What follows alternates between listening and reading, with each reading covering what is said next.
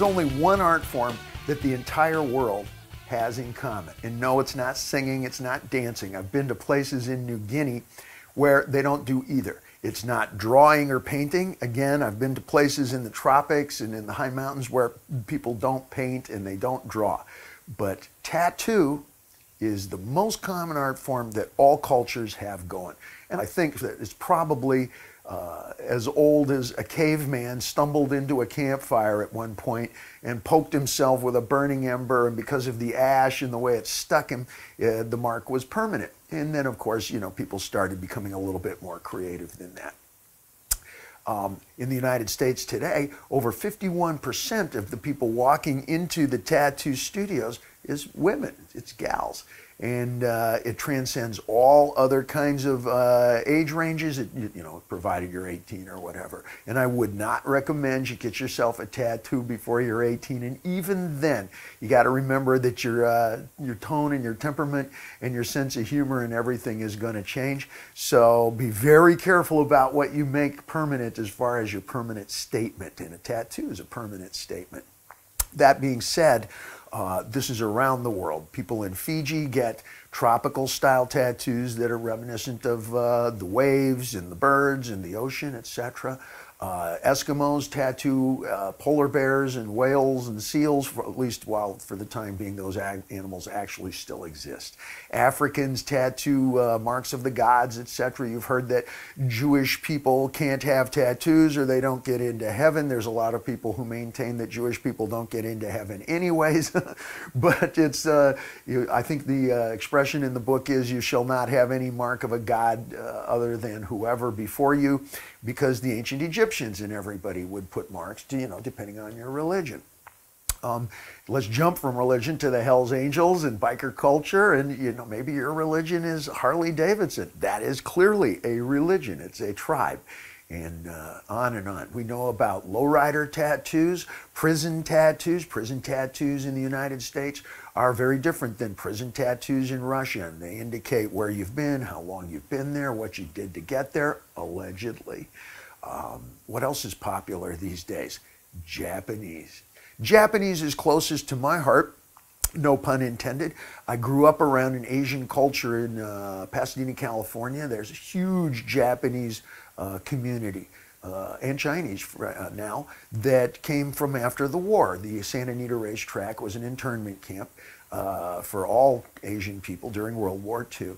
I think there were some 40,000 people who were living there in tent cities. And when the World War II ended, they opened up the tent city. And when you move and you have no money and you have a family, etc., how far are you going? The answer is not very fucking far. So Pasadena, Altadena, Arcadia, California is a great big Asian community. This is where I started the martial arts. My first visit to the Buddhist temple was one of my father's. He was a surgeon, an eye surgeon, and he had many Japanese patients. And so we were invited always to the occasions of, oh, here's the celebration of this and the celebration of that. And when they opened the Buddhist temple up the street from where I have a house in Pasadena, California, I was there. First time I held a Japanese longsword in my hand. I was probably 9, 11 years old or something. Inazuma, that's a whole nother story.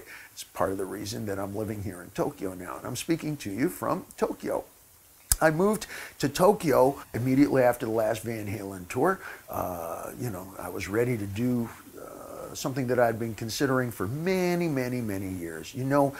From my paintings and drawings and such that are available on some of the punch cards, the carousels here on the website, that Japanese iconography, if that's how you pronounce it, is something that I pursue.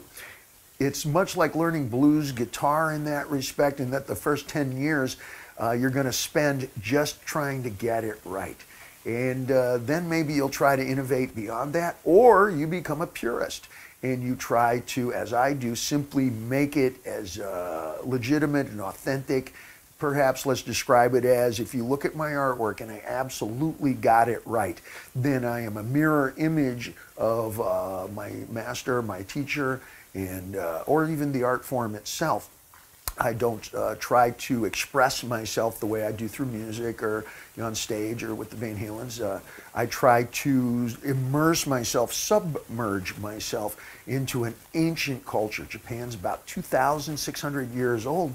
America, we're what, 260 years old. And Japanese tattoo goes all the way back to the beginning.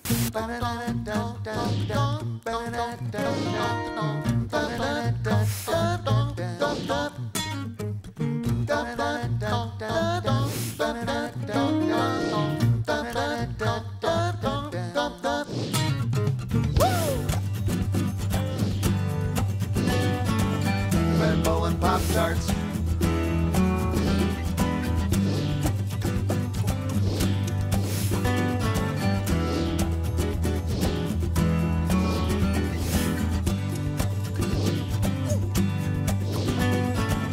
Red Bull and Pop-Tarts. You may not have heard of the Suikoden, and that means the water margins from an ancient Chinese novel. It's also known as Warriors of the Marsh. And think of it like Robin Hood.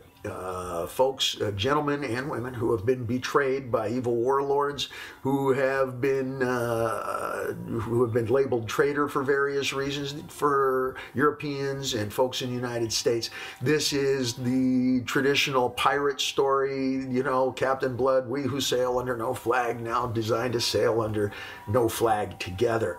It's rather simple in some of its elements. You know, you have koi fish, you have wind signs, wave signs, you have dragons, you have the different flowers, and then there are the different characters, many different characters, 108 of them, and they are depicted in different styles, whatever. Yeah, but if you count them up, compared to the kinds of tattooing that folks are doing today in the United States, that is infinite. When you do classic Japanese style, then you try to submerge into that history, you become part of it. I moved to Tokyo for several reasons, and one of the main reasons is that getting the kind of tattoo that I have requires hundreds of hours. I'm up to 120 hours now just on the dragon on my back. And it's not just traditional. Let's go back to where these kinds of tattoos come from. In Japan, we're familiar with Yakuza. That's organized gangster crime, whatever. Yakuza are actually old Chinese numbers. I don't know exactly what they are, 698, 986 or something. And that's a losing hand in an old version of blackjack. And it's not blackjack, but it's a losing hand. And it's a way of saying, I'm the only hell that mama raised, or I'm big trouble. Or I'm a loser, like the Beatles song, etc. And folks have joined together that. That goes from World War II, after the bomb was dropped here in Japan. It was chaos. Think on the East Coast like a street fair that is the size of half of Tokyo, with 40,000 street stalls. Didn't matter who had money or who had no money, tiny little stalls for food, clothing, barely sustainable living here. And if you're from the West Coast, think like a giant swap meet, which is, again, just a lot of stalls and people collected together under umbrellas, open to the weather, open to climate change, and open to a lot of violence when people are struggling, when people are under incomparable stress, incomprehensible stress. Then the only hand outside of a well-organized police force that's going to maintain order is going to be the strong arm.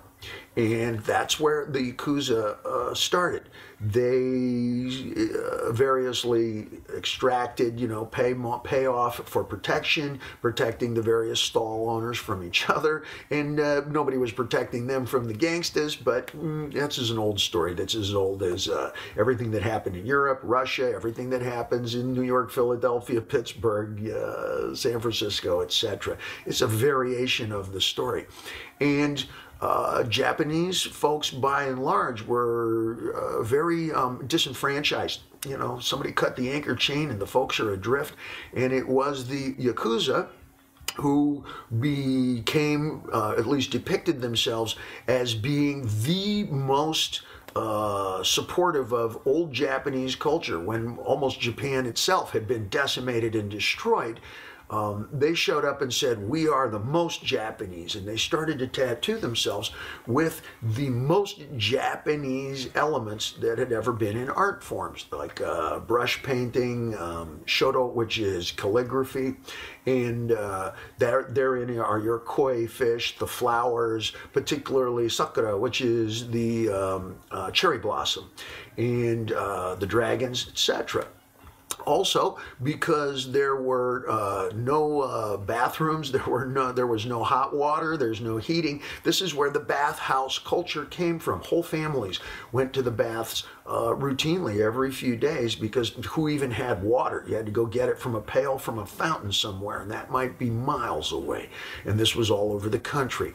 So how do you declare who you are when everybody's sitting around either naked or with a tiny little bath towel? And this again is whole families. You get the same tattoo. The gangs would pick one artist, and it remains to be the same thing today, that all the members would go to, and you can choose what motif you're going to get, but it's all from the same hand of the same artist, and it's called kyorabun, which is brotherhood, and kyore means brother, and it's a way of sitting around half naked and still declaring who you are. We're familiar with the Japanese tattoos that reach this way, you go across the arms, on the back. Some fellas have half bodies, that's called turtle back, when it reaches just below your ass, and some have their whole bodies. You can tell who's been doing it or who's been in the gangs the longest by the amount of tattoos that they have. I practice kenjutsu, which is sword arts, and we don't wear belts. You can tell who's been at it the longest by how old that gi, those big baggy pants that we wear, and the uniform tops, if those are worn through and super faded, then you know that individual has been at it for a long time. I have a gi top that's almost 30 years old, and when I walk onto the floor, I don't have to say anything. It's just noted that I'm a long timer, I'm a lifer. When you see somebody who is completely covered with Japanese tattoos, you know that's a lifer. That's somebody who's been at it for quite a many years. Beginners, of course, just start to get small items, etc. That being said, I am not in support of organized crime in any real sense of the word, but by description, this is why Japan has a bit of an issue about tattooing. It carries with it that connotation. Hiroyuki Suzuki will take the mark of the Yakuza to his grave. He knows the power of the Horomono all too well.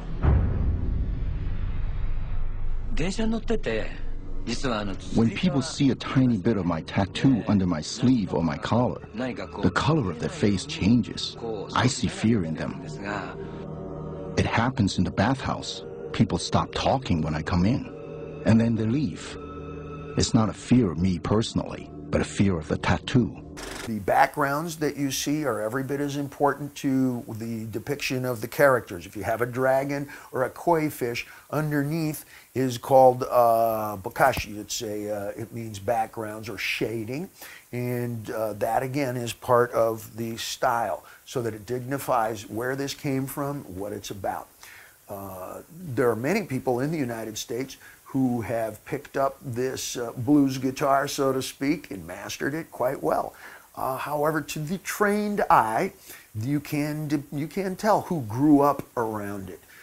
If you learned Spanish in school, no matter how well you learned it, if you grew up around it, the accent's going to be a little bit different. If you play blues guitar from down south and you actually grew up in Tennessee and Rutherford, Mississippi, something like this, then the sounds are part of your childhood. And there's going to be a little bit of an accent or an inflection to the way you play that to the trained ear is different, no matter how well you love it. If you grew up around it, then it carries with it a little bit something extra. My eye can pick it up. And it was very important to me that I come across the water. And no, you can't just drop in. This isn't like Hollywood style. This is not something that's a smaller tattoo. You're going to spend hundreds of hours doing this, and you can't do it in a row.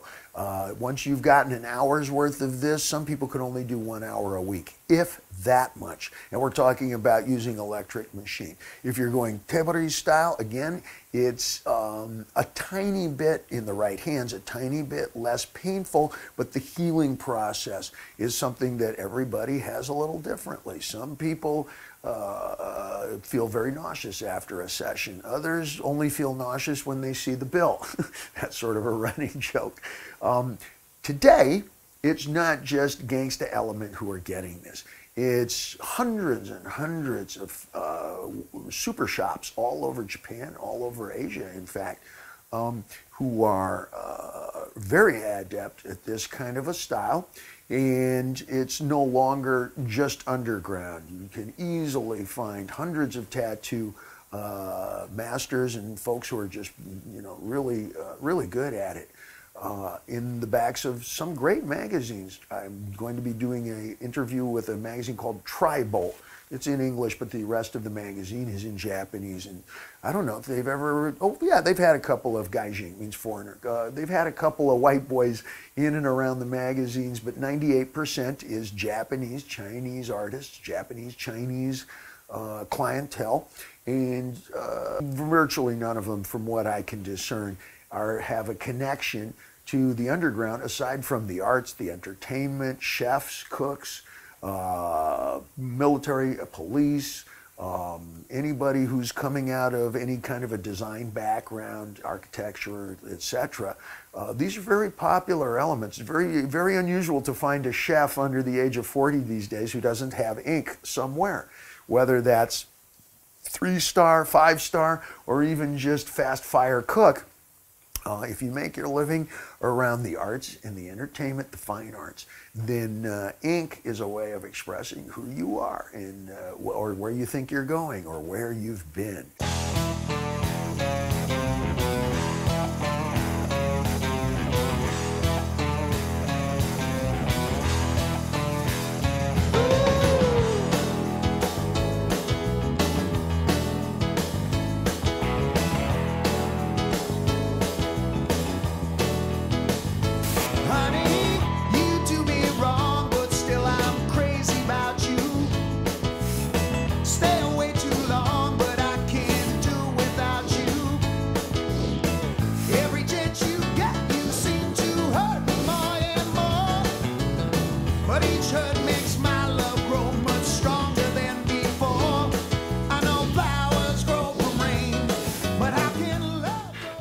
Little Wayne approach, the lowrider approach, has really reached Japanese shores.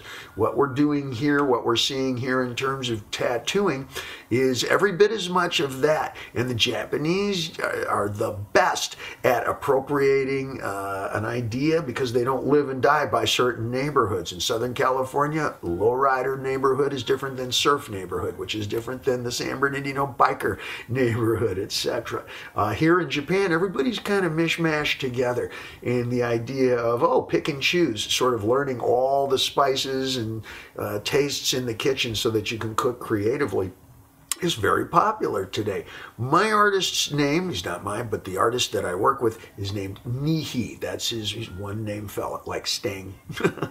And Nihi works at out of a studio called Sunsqulit, Sunsqulit, which is how Japanese in Gairigo, which is kind of Gaijin English patois, is their way of saying Sanskrit, Sunsqulit. There's a fella who's named Apocalypse, but he spells it Apocrypt, A-P-O-C-R-I-P-T. It's kind of cool, Anyways, he is as good at lowrider icon, however you say it, lowrider shit, as he is a Japanese classic, because he grew up around Japanese classic. That's something that's just ingrained with him. If you grew up around Popeye and Betty Boop, then that's what you can do really, really articulately. But I saw, a picture that he had done of the praying hands, which is classic lowrider style. And I asked him, do most of your clients, do a lot of clients get that? He said, oh yeah. I said, do you know what it means? He had no idea. He said, well, that's Catholic. He said, didn't meant nothing to him, in that it was just great art and it seemed to symbolize something that was familiar through video and television and radio.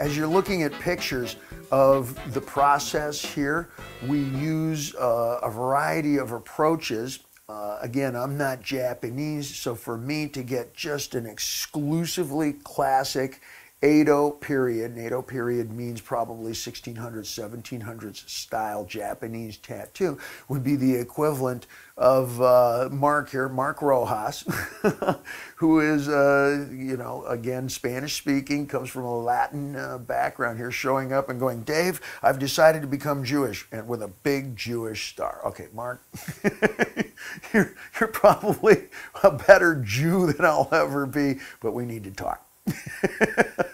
It would be the equivalent of a Japanese friend or colleague showing up with a big beard and, you know, the curls and a yarmulke and everything and going, what do you think? I'm headed for Israel. It becomes implausible to a degree. And for me to get something that is essentially just classic, I'm never going to be Japanese. Almost, but not quite. And I know that. It's like when I said to my sword instructor, my you know, Japanese style sword, I train in that routinely. I said, Sensei, I do realize that, and I'm going to tell you something you already know, but now you will know that I am aware, that my legs are too long, my torso is too long for this art form to look absolutely perfect. My design is to become a mirror image of my master over a period of years. That's never going to happen. It's an art form that's designed for people with shorter legs and shorter torsos, and it will never look exactly perfect unless you're built that way. And he laughed and said, yes, this is true. I said, I will practice this for the rest of my life, but I do understand, as you do, that it's never going to be exactly perfect. I said, on the other hand, what are we pretending to not know here? You will never look like Fred Astaire, and your basketball career will never even get started. That being said, so why would I get exactly traditional Japanese tattoo? No. What we have going, and I work with Nihi very closely, is kind of a hybrid. He grew up around this kind of an art form, so you bet it looks like the Japanese hand. From across the room, you can tell that a Japanese hand from this country did it, and that's part of the reason that I moved here. However, the colors and some of the shaping and some of the backgrounds that we have done are hot rod style, New York City downtown below 14th Street style. It's Art Design Center in Pasadena, California style, because that is me. And my dragon has a little bit of a smile to it. And you can tell that the colors are not from around here. The colors in Japanese tattoo classically are a bit subdued, just like anything in Japan. When we paint, and I take sumie lessons, which is you know, fancy for just brush and ink, black ink in various shades of gray and black. My teacher is the director of the National Historical Preservation Society for all of Japan. I got lucky. It's very we laugh, but then it's an unforgiving process. And the style of art that we do there is intact, but you can tell that Nihi has seen some Batman comics growing up. You can tell that he's watched some anime, that he's seen some Spider-Man comics growing up, and it's quite true. He is in his early 30s and a graduate of art design school here in Japan, but he grew up out in the country.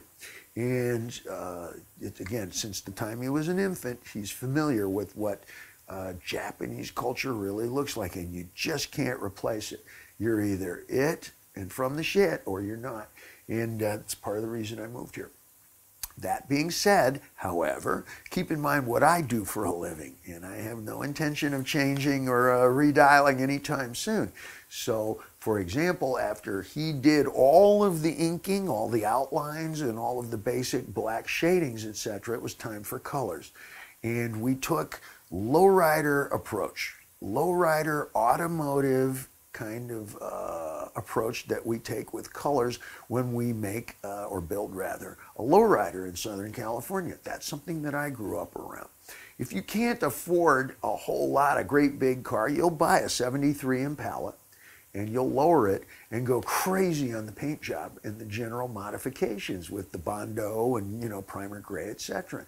And it's very familiar in Southern California car culture. So I'll say that 14 times in Japanese real fast.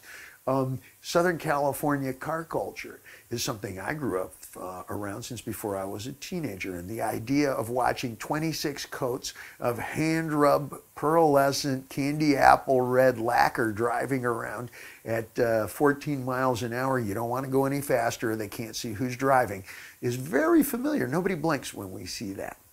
So I had said to him, you know, let's approach this like art directors perhaps for a magazine, an automotive magazine, somewhere in between automotive and fashion magazine. He was familiar with what I talked about, but had never applied it to tattoo. Tattoos can be very expensive. And again, the pain involved, most people want to get it over very, very quickly. The kind of dragon that I have on my back, routinely, well done, will take about 20 to 30 hours. We're going on close to 112 hours just for the dragon. We haven't really even begun to investigate the backgrounds and the kinds of flowers that go on there. I'm a professional artist, and the commitment to this is multifold. I'll explain this a little bit in a second here. So, yeah, I'm extreme. Yeah, I'm obsessive. Duh. Nobody well-adjusted ever got my job, much less maintained it this long. What are we pretending to not know here?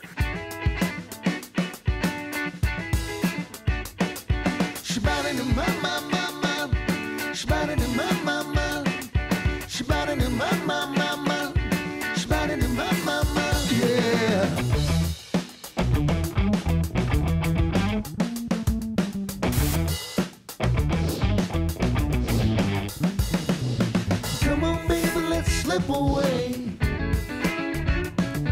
You know I'm in a hurry, you want to leave right away. Don't make sense if it ain't the real thing. Don't make sense if it. One of the approaches that we took to the colors is, instead of subdued Japanese colors, we researched inks from all over the world. I had Mark here behind the cameras get in touch with tattoo shops in Paris, London, Miami, New York City, and Los Angeles, and investigated all the varieties, the greatest artists that we could identify through the magazines. And I subscribe to the magazines. I'm routinely attending shows, etc. And identify what is the most pearlescent white, what is the most opaque white, and I'm not even sure what opaque meant until I got it. What's the brightest white? What's the shiniest white? And that's all different. And now that I mention it, go, you're right. There are varieties of that. Again, black is the same thing. There's no such thing as just black. Anybody who says basic black does not know what they're talking about. When you go to design school or art school on any coast in the United States, at least, you're going to spend the first few weeks inventing your version of black. Some people like intense and completely dense that reflects light back, and others like something that's a little less committed but perhaps a little more genteel.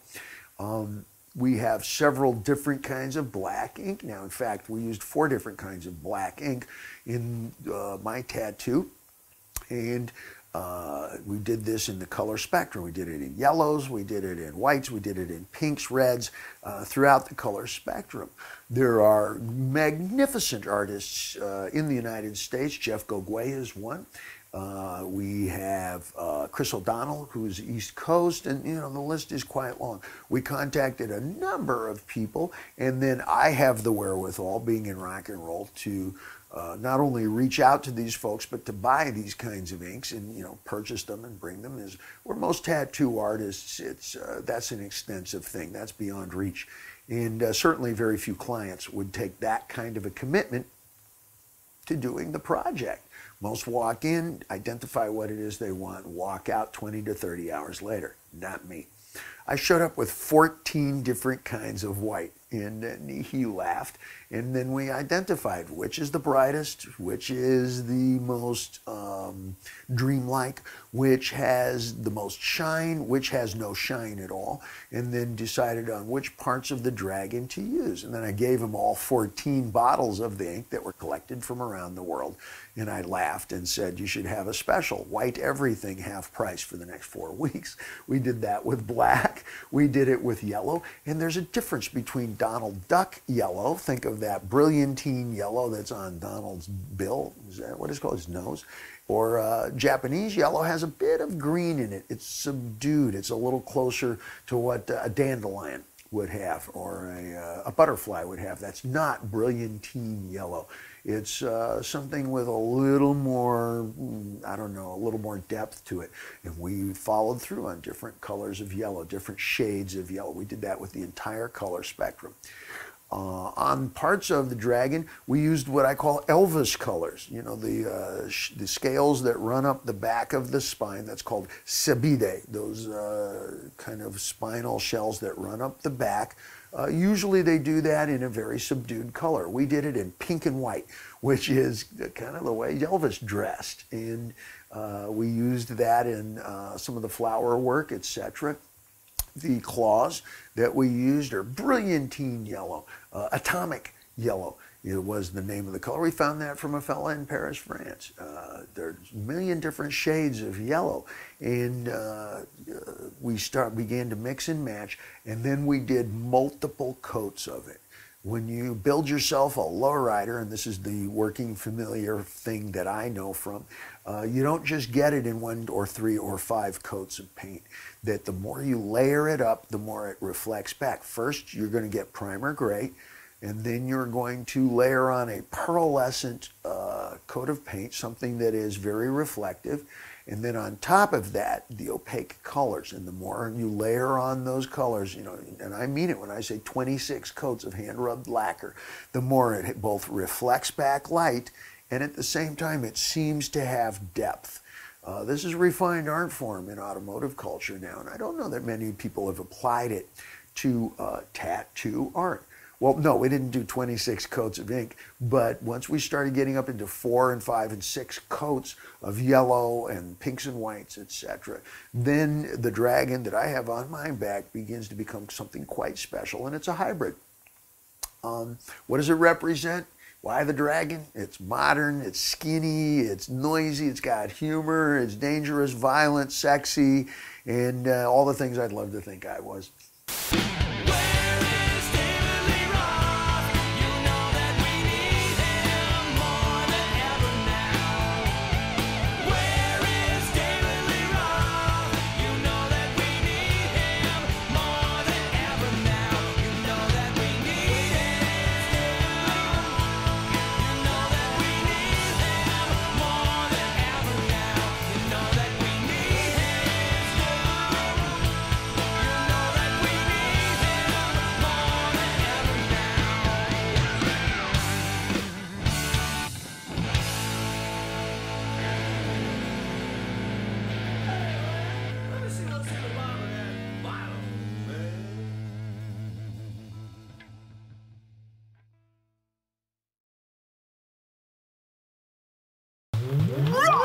Show.